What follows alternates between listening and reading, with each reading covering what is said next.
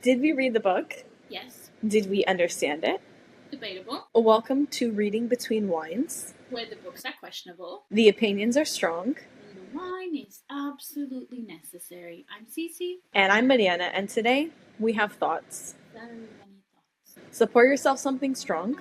Gonna need it. Let's uncork this week's read.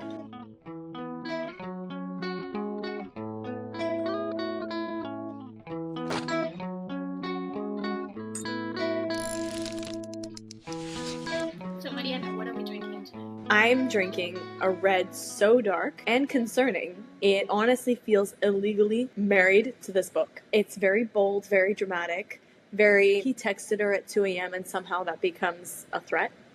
Before we get further into it, huge trigger warning on this episode. The book deals with a lot of heavy and explicit themes, I guess. We're talking about obsession, manipulation, stalking behavior, violence, coercion, non-consensual tasks, pregnancy manipulation, emotional abuse, and a lot of morally black, this man needs jail time behavior. Please check the content warnings before reading this because it's very much an 18 plus dark romance. If you're not 18 plus, get out of here.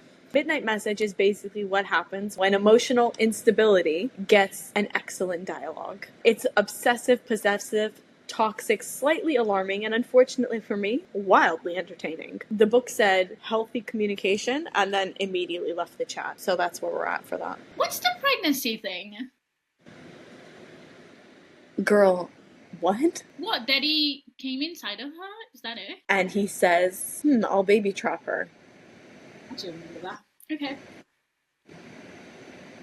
Because this was before he knew. This is before he doesn't even know that she has an IUD. Yeah. So she didn't have an IUD. Yes, I know what you're talking about. I just don't remember him saying, I'm gonna baby trap her. I just remember him being like, what if she gets pregnant, it's whatever. No, he's like, maybe I could convince her to be mine if I get her pregnant. And then he went, oh, that's a good idea. And then he let his seed fly free.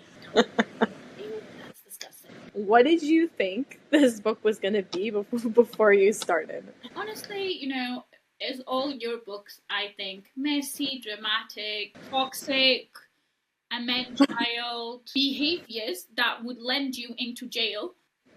But you know what? I didn't hate this book. I really didn't.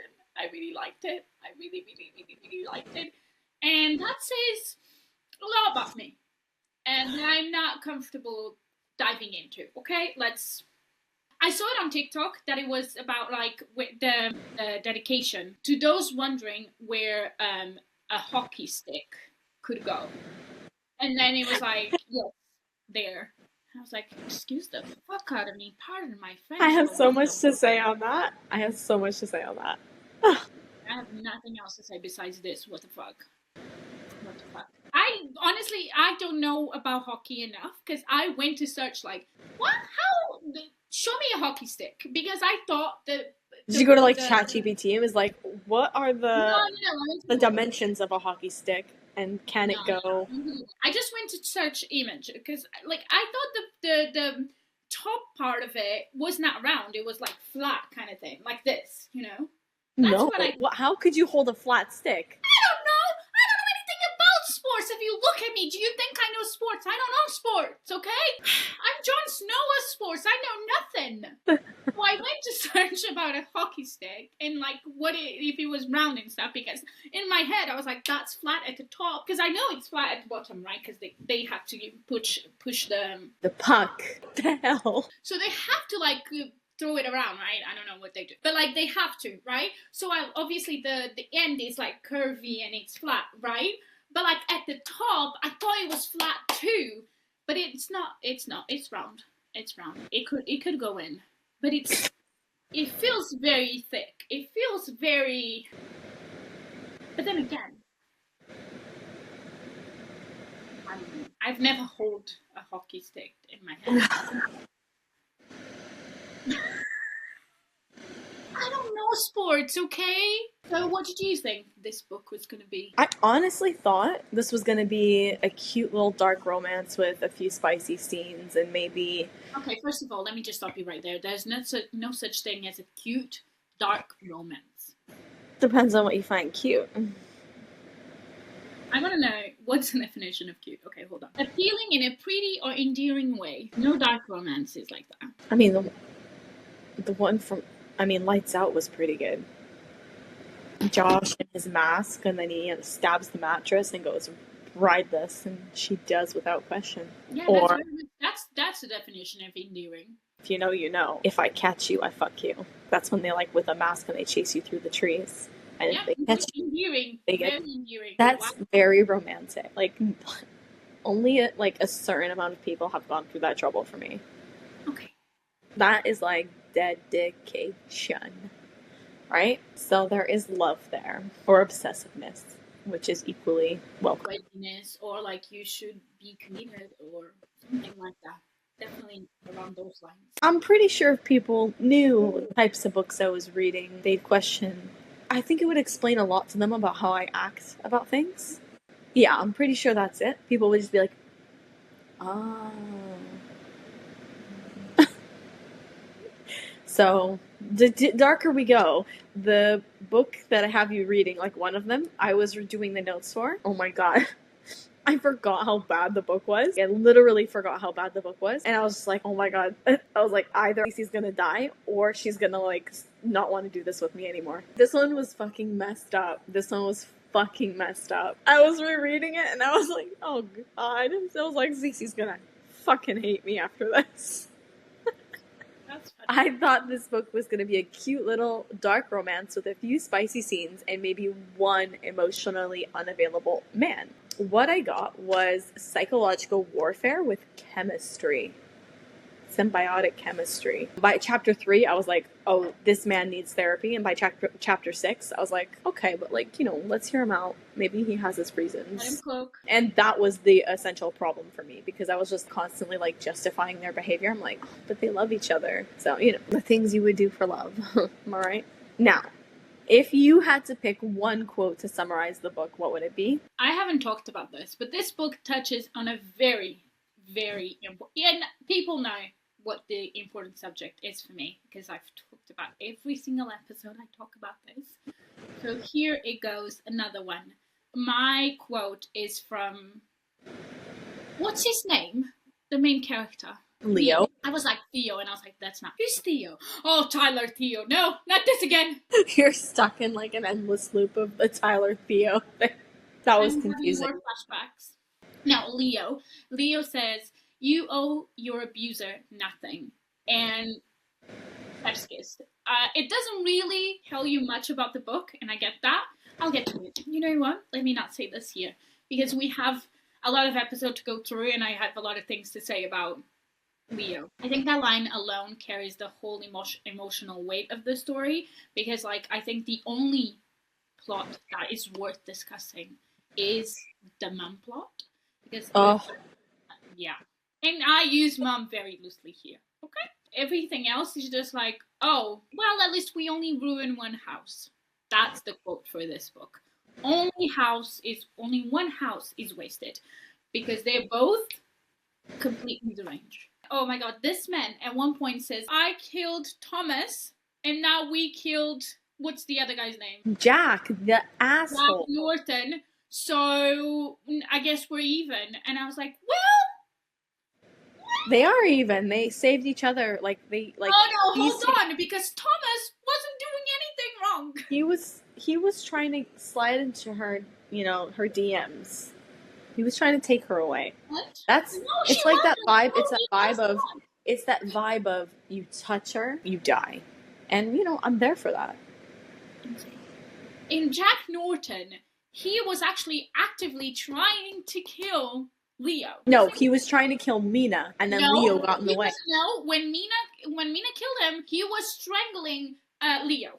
But he didn't want to. He said, "Oh, we could have had it all." I didn't say he wanted to. I said he was actively killing Leo. Not the same thing as Thomas that was lying in bed sleeping. Not the same thing at all. Well, he touched her. What about you? What's your What quote? I went the completely opposite direction. It just stuck with me because I thought it was so funny. When Mina breaks into his house, she strips to her underwear, she rolls around in his sheets, and she smells him. She says, if I could bottle the smell of him, I would. And then she proceeds to go in his adjoining bathroom and steal cologne, clothes, and some body wash. She knows what she wants. She just takes it. Did you listen to yourself? You listen to what you the sentence you just said. He breaks into his house. It's investigative work. To our underwear, then rolls around in his bed, then goes to his bathroom closet and steals stuff from him. It's investigative work. What else would you call it? I would call it a crime, but I digress. Would you consider this box wine energy or vineyard elite? For me, this is absolutely an expensive wine, served in crystal glass while someone is actively ruining your life. The vibes are luxurious, obsessive, emotionally catastrophic. This isn't boxed wine chaos. This is a billionaire penthouse where he says, I saw you online and now I know your entire schedule chaos. And I'm there for that. That's dedication. I think I know where you're going with this, but would you consider this boxed wine energy or vineyard elite? I think I have my first vineyard elite. On an Avina St. grapes book. Yeah, I just really listen. The characters were driving me mad. At some points, I was just like, "This is a conversation, babes. This is not. There's no need to go this crazy." But okay, whatever. But I liked the writing. It had me giggling at some points. I was like, "Ah!" So, I was kicking my feet. I was like, "Okay, yes, I would also like a Leo." Okay, I agree with you. It is dedication. But at first, when he was replying to her DMs, I was like, what? Why are you replying to like someone you don't know? Why has this never happened to me? I DM plenty of my crushes. Where are they? Why haven't they replied to me? What is wrong with me? And then I realized what's wrong with me is that I would not go to the trouble that Nina went, okay? I would not. She had a full-on job. This was a full-on job for her. I was like, that's my problem. That's what I haven't done. And that's why none of my crushes, none of my celebrity crushes have replied to me. I read it in a day, which for me is a lot. So did I. For you, it's not a lot. For me, it is, okay? For you, this is just a normal Tuesday. For me, it's like, it took me a while. I was up until like 4 a.m. reading this. Oh, jeez. I also liked it because the storyline between her and her mom really got me. I was crying. You mean her egg donor? She's not her mother. Her abuser. But it really got me, and I'll get into that later. I already know this answer because I know mine, and it better be yours too. Otherwise, we are not going to be friends after this. Who annoyed you more? Oh, this is an easy one. It's Jack. It's Jack! Yeah, absolutely Jack. Besides the mom. That's the one that annoyed you more. That one, Jack. He literally caused all the problems in the book. Okay, you know what? No, carry on. Tell me your truth. Go on. Okay.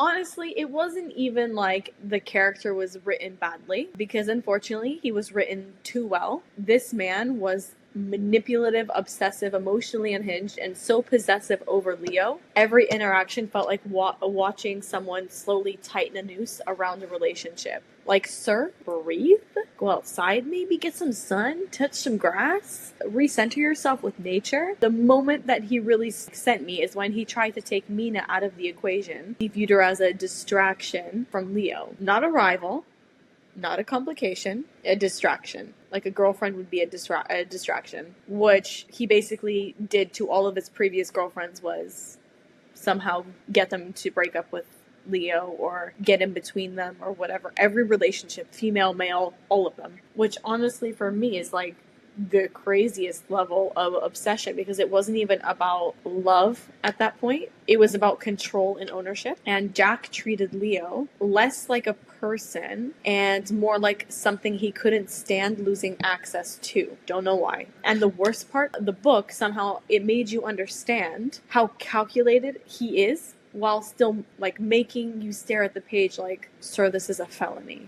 Everything you've done since high school, felony. So now suddenly you have problems with crimes. Cool. When it's people I don't like, yes. So every time Jack appeared, I knew two things were guaranteed. Two things. One, somebody's boundaries were about to get very violated. Two, I was going to need another glass of wine. I didn't mention her mom here. I mentioned her later. But she's also an ick. So who annoyed you more? Do you want to say it for me? The mom. Obviously. But I do have to go back on what you said. I have a question for Jack. Well, he's gone, but like I kind of want him to. Girlie, if you want to suck Leo's dick, just drop to your knees. There's no need for all of this. He was just like low key in love with him. He's high key in love with Leo. Just like girlie, yeah. just admit that and move the fuck on. There's no need for all of this. You were pissing me off for like all of the book. I was like, just drop to your goddamn knees. There's no need for all of this. Leo would probably think it's okay too. Leo would probably be like, yeah, any man, honestly. Get it out of your system. Any man would be like, I would suck your dick. He would be like, that's fine. It doesn't matter what gender you are. It doesn't really fucking matter. They would be like, it's not gay if you like it. Just drop to your knees, Jack. It's not that big of a deal. Honestly, get a cushion, something, so it doesn't hurt your knees, a blanket, whatever you need. But stop being obsessive. There's no need for this, okay? We're not gonna judge you. We don't judge over here. You wanna suck his dick? Suck his dick. It's fine. The mom. Wow, boy, oh boy. Boy, oh boy. She is abusive. Don't get me started with, I saw a review that were like, oh, she's abusive. She just says bad things to her. Verbal abuse is abuse. And don't get me started on psychological abuse. Because this woman was like, what did she say? Oh, she said, you're stupid trash. And or called her a whore. But immediately when she called her stupid trash, Mina's immediately was like, oh, yes, I am. And when Leo said something else later on to her, and she was like, yeah, but that's because I'm stupid trash. And she's like, maybe my mom was right. She was like internalizing everything her mom had said to her and saying like, maybe he'll just get bored of me and move on. All of that, because that's what her mom told her as well. I also have to mention here, because obviously I have to talk shit about a man. Why is Nina's dad he hasn't said a word in this whole book? I don't even know what his name is. I don't even know. Did they even give him a name? I don't even think she gave. I don't even think she. He was just like there. He was like a paperweight. Not even that, because a paperweight is useful for something. Stand the fuck up, man. Stand up. Be useful for something. Like, say to your wife, shut the fuck up. Anyway, what piece of shit, both of them. But her is worse, obviously. Yeah, I understand that. Anyway, who do you relate to more? Oh, both of them. Leo and Mina. I support women's rights, and when a woman dominates a male-centered role. On the other hand, I support women making absolutely terrible fictional choices for entertainment purposes as well. She did both. And Leo, I don't condone his behavior, but did I enjoy watching it unfold like a raccoon digging through emotional garbage? Absolutely. Who did you relate to more? No one. They all need therapy. For the love of God, go to therapy. Honestly, at one point I was just like, can you just sit down and talk to each other? Is that a possibility? Piss me off. I had on my honorable mention Jack, but we already talked about him. Do you have any honorable mention? I do have a bit of a rant, because it's not fair to them. I think they were both good friends. Joyce and Sabrina are honorable mentions. Who the fuck is Joyce and Sabrina? Girl, did you read the book? Yes, I did, but I don't remember Joyce. Oh, Joyce is her roommate and her best friend since she was younger. Sabrina Sabrina is Leo's sister that he created a fake account. Yeah, I got it. Yeah, okay. I think those women were carrying, basically, they don't know they were doing this, but they were carrying the emotional support and common sense department on their fucking backs. Joyce especially felt like one person constantly looking around the situation, going like, are we all seeing this, or am I hallucinating? Really? Leo sent her like cakes and balloons, and Josie was like, nope, not Josie, Joyce. That one. Joyce was like, marry him. I mean, how is she the voice of reason? When I say that, I'm talking about like with the advice that she was giving, the life choices she was making, about her saying, fuck your parents, fuck your mom, those kind of. She was black, kettle black. Like, you were doing the exact same thing with your mum. Joyce was also lying to her mum about how successful she was. They both had horrible mums, horrible parents. Hypocritical of her. But she was always very like, every time drama escalated, she had the energy of a woman. 5 seconds away from staging an intervention, she was like, if he hurts you, I'm gonna kill him. I mean, if she didn't say that, she would be the worst best friend in the world. If someone hurts you, I'm going to hurt them too. I'm sorry, it's just being good friends. Yeah, but my point being, I think that's an honorable mention. I think she deserves a shout out for that. I have one thing to say about Joyce. Page 15 or something. Mina is like, Joyce and her boyfriend of 2 months are already talking about moving in together. Who's the fuck? Yeah. This is one of those fast-paced love romances. So for Sabrina, she gave the perfect blend of supportive and brutally honest commentary, always. Whether she was helping her with her outfits, she would be like, no, not that one. Pair it with boots, do this. She didn't even know her really. She was talking to her on her fake account for, I think it was Tara. She wasn't afraid to call out behavior. Like, for example, like when her brother posted the picture online of having a girlfriend, she was really upset because she felt like she should have been the first one to know. As sibling, as a family, I understand that premise. That's why I didn't like that photo that my brother sent me, because I was like, give me a fucking heads up. Maybe tell me her name first. I thought it was hilarious. I told my sister, and I was like, Mariana was really upset, but I thought that was hilarious. I was really upset. And my partner was like, you're getting way too upset over this situation. And I was just like, how does nobody understand me right now? It was a joke. No, because I wouldn't be surprised if he actually did something like that.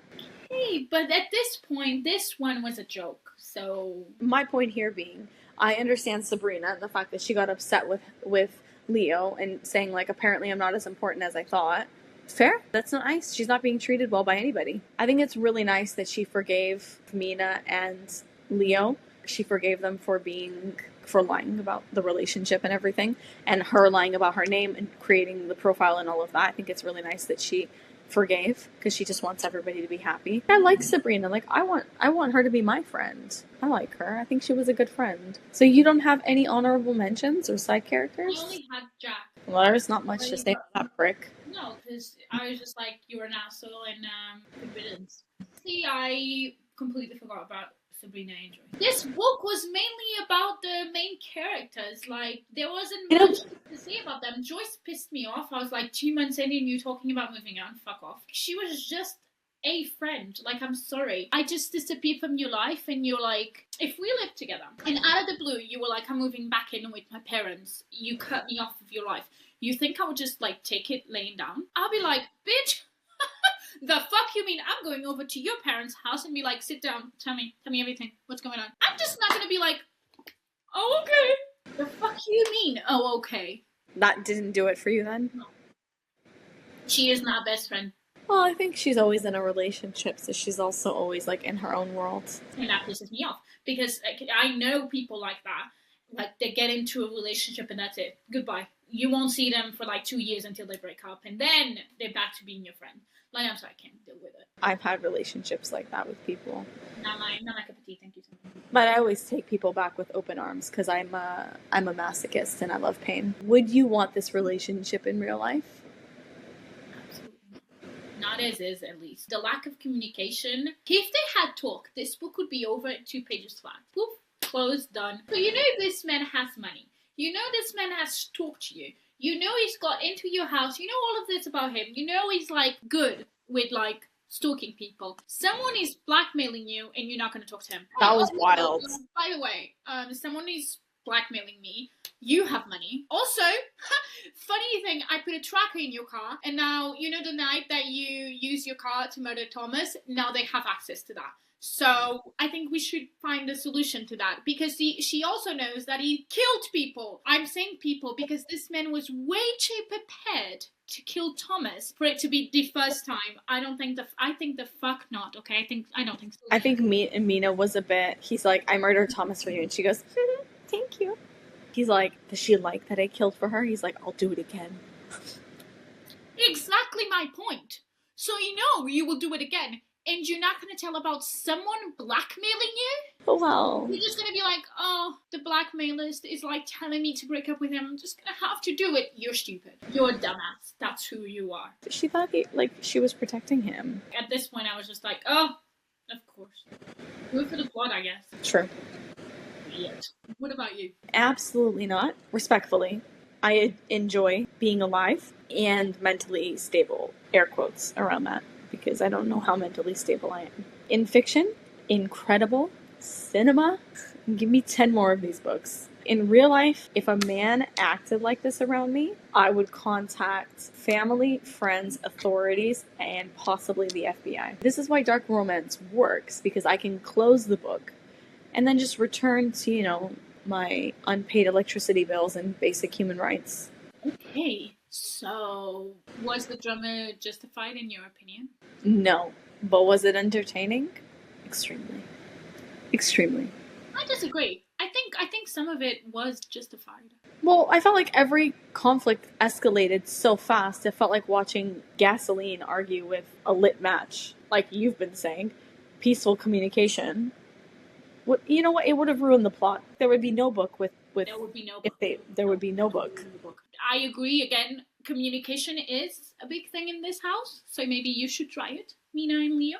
I would say this again. The thing with the mom and parents, I think that was... I know a lot of people that have gone through it. I have gone through it. So I feel like that was justified, and I feel like it shows reality as is. When I was thinking about this question for the book, I was focused mainly on Leo and Mina. Can I just mention? I just mentioned this earlier about the blackmailing part. What a ridiculous plot. You're just going to tell me that was just a random stranger? Yeah, and they ended that so quickly. They were like, yeah, he stole your... It was just wrapped up like and was nothing. It was a random person. I swore it was Jack. Me too. That would have made so much sense. I was like, deep in, I was like, yeah, that was obviously Jack. And then he was just like, it was a random person. I was like, hired by Jack. And he was like, no, just a random person that robbed her and then was blackmailing her. That made no sense. I was like, what do you mean? It would have explained the plot a lot better. Yes, exactly. That he robbed her. He had all of these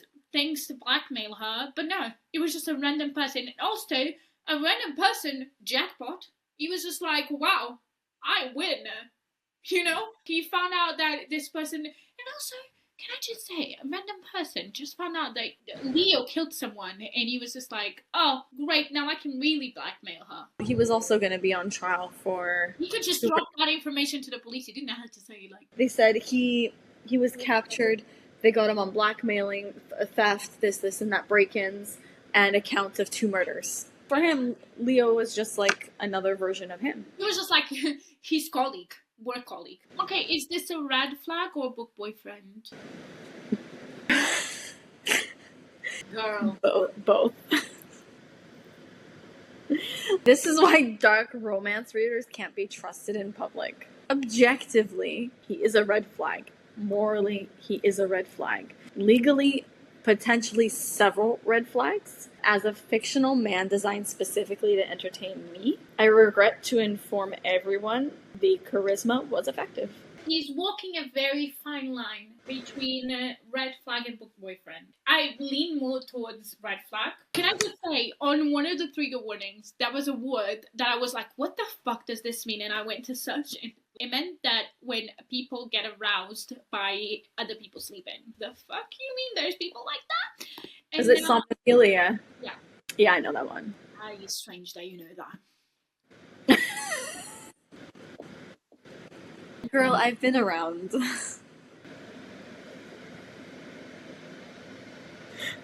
Okay, so do you have any moments that made you laugh or like, what the fuck was this, or cringe a little bit? I need to know Mina's prayer word for word. Like, where was she facing towards? Like, I need to know everything because I also want my celebrity crush. I have plenty, so they can discuss among themselves and like tell me which one is gonna be mine, okay? Because boy oh boy do I have a few that I want. I'm not saying names, okay? I'm really not saying any names. But if I could have in my room, I am not gonna be against it, okay? If I have to wake up next to someone, I am not gonna be against it. So, Minas, your prayer, please. Now. Thank you. Just like my teenage girlie would be like.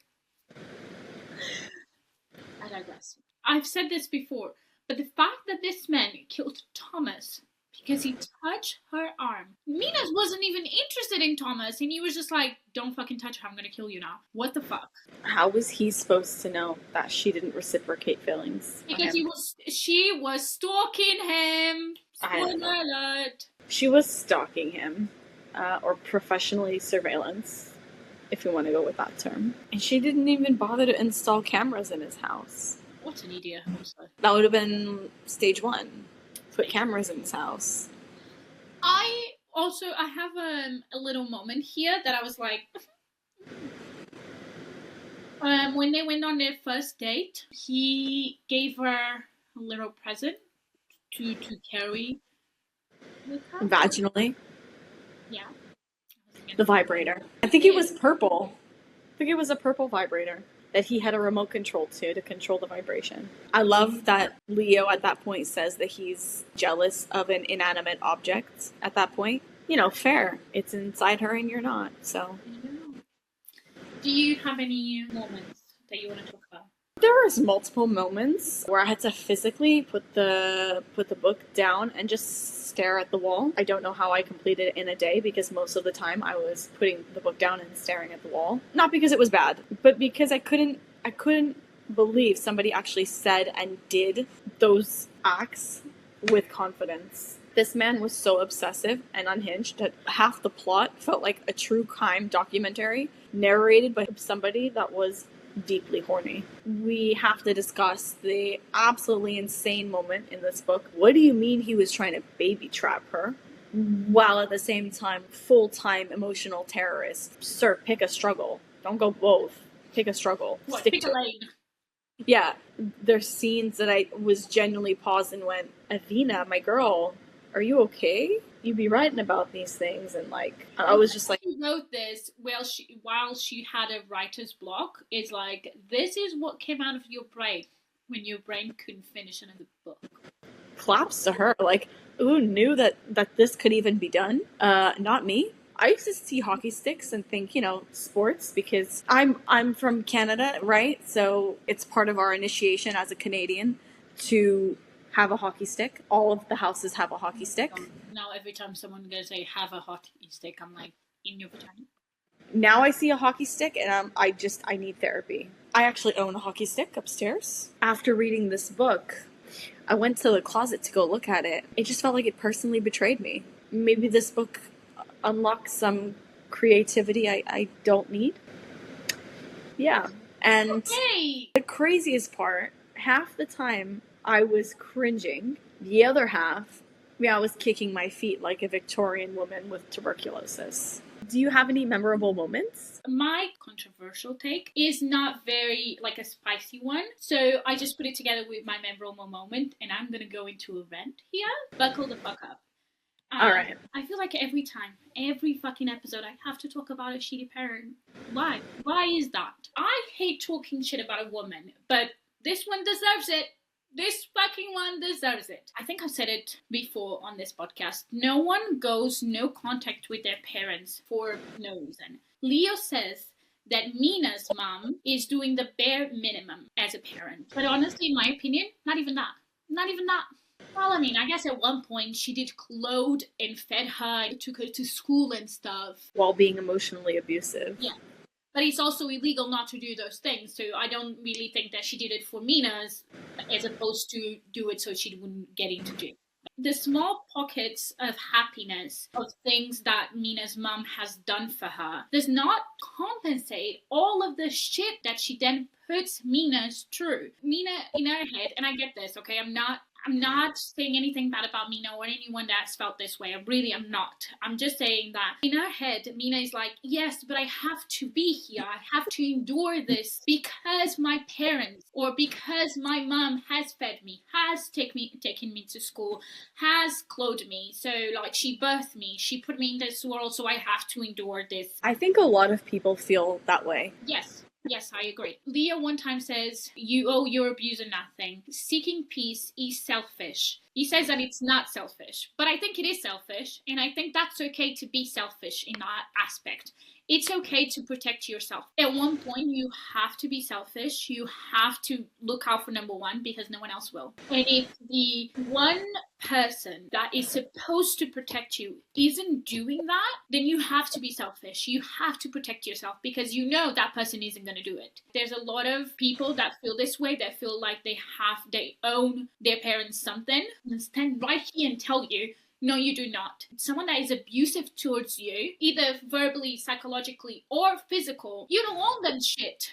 Just because they put you in this world does not mean they can treat you like shit. Does not mean you owe them respect. You only owe them respect if they respect you. And the idea that small moments of kindness erases the constant harm that Mina's mom does to her is insane, but I totally get her. To get to my memorable moment, the part where Mina was leaving her parents' house after the whole thing with Leo, it hit home here. When I was 17, about to turn 18, I was kicked out of I was just kicked out. Let's just say that. When I was moving my stuff, I went with a friend of mine. I was packing stuff away, and I was also thinking it feels really wrong not to go down and say goodbye. I'm being the uneducated one. I'm being the selfish one because I'm not saying bye to this person. I went into the living room. I think I said something along the lines of like, well, I'm off. And they didn't even look up. They were just like, okay. And I remember being in my friend's car, much like Mina was in Leo's car. And I was crying and I was devastated that the person that was supposed to protect me was not doing that and hasn't been doing that at that point for the whole 18 years I was on this earth. So I cried. And like she says in the book, I cried for all the good things and all the bad things. After that, I cried because I was free. I felt like the way she was feeling, it was this kind of freedom that you no longer had to live life thinking I'm not doing enough, or I'm not being enough, or I'm constantly being too loud, or I'm not being too loud, or I'm not being ambitious enough, or I'm being too ambitious. It was just never enough for this person. I was sad and I was relieved because two things can be true at once. It already didn't make sense when I was 18, but after I became a parent at 24, I could never, ever do anything like that to my kid. I would never kick him out. My kid could do the worst thing possible, and I would still be like, I'm disappointed in you. I don't like that you did that, but I'm still your mom, and it's my responsibility to be by your side. Can't imagine being as abusive as she was towards Mina. Honestly, I think Mina's mom was very much like, she was like, you doing this to yourself, while meanwhile making it impossible for Mina's to be in that house without feeling the judgment. I hope my kid, when he grows up, he feels like my house will always and have always been a safe space. My house, my arms are always a safe space for him. If you are a parent and your kid has gone no contact with you, know that you did something wrong and you should probably apologize and go to therapy. And I'm proud of every single kid, every single person that has made it out of and distanced themselves from like any family member that has ever been abusive. But anyway, I'm sorry for that, like, downer. Do you have any memorable moments? And also, can you tell us any stories from, like, your hockey days? Absolutely. Who would I be if I didn't give you guys a story? For me, the memorable moments were always the messages that the flirting that was going on between Mina and Leo, or her alter ego Jazz. Every time the phone went off, I was like, oh, this can't possibly get worse. And then it absolutely did. They were just totally fucking with each other the whole time, and it was hilarious because you got to see both sides of it. Also, like, the tension in the book, crazy, respectfully. Avina St. Graves really said, let me make everyone uncomfortable and obsessed simultaneously. Dark romance readers are some of the most self-aware people on earth because we know this behavior is insane, and that's the fun about it. Nobody's reading Midnight Message like, yes, this seems like a healthy foundation for a tax-paying marriage. We're here for the drama, the obsession, the tension, and emotional damage in a controlled fictional environment. Also, sometimes toxic fictional men are entertaining because they're written with intensity like most normal romance men don't have. Possessive, obsessive behaviors. Do I want an obsessive stalker in real life? I mean, it would be a compliment. Do I want 400 pages of one being obsessed with a woman? Absolutely. You would be against having one in real life. No, I just think it would be thoughtful of them. Okay. Human psychology is beautiful. You know? But a hockey story. Well, now, this involves my shithead of a brother. My brother was playing hockey, but I was riding my bike down my street where my house was. It's a quiet street. It's in the suburbs, and it has like a slight hill. I was just, riding my bike, and my brother was with his friends, and he thought it would be fucking hilarious to throw a hockey stick between the pegs of my bike while I was riding it. He still has that hockey stick. I was there yesterday. And I was like, is that the motherfucking hockey stick that you threw at me? And he started laughing and he goes, yeah. I'm like, oh, okay. Did you fall? Did I fall? The bike fucking did a 150, 160, 360 fucking flip in the air. And I landed on my back in the middle of the street. Oh my god. I was out of it. Don't know what happened. Don't remember how I got up. I don't remember anything. But my brother, I could hear laughing. He was laughing? Yeah. Yeah. What an idiot. Maybe that's why I have so many back issues. Possibly, yeah. I have other stories, but we'll save that for another podcast. So, would you reread or just re-drink? I think re-drink, but I would be like 1.5 glasses. Okay, I don't need much. Just a little buzz, really. But I will be yelling again at this book.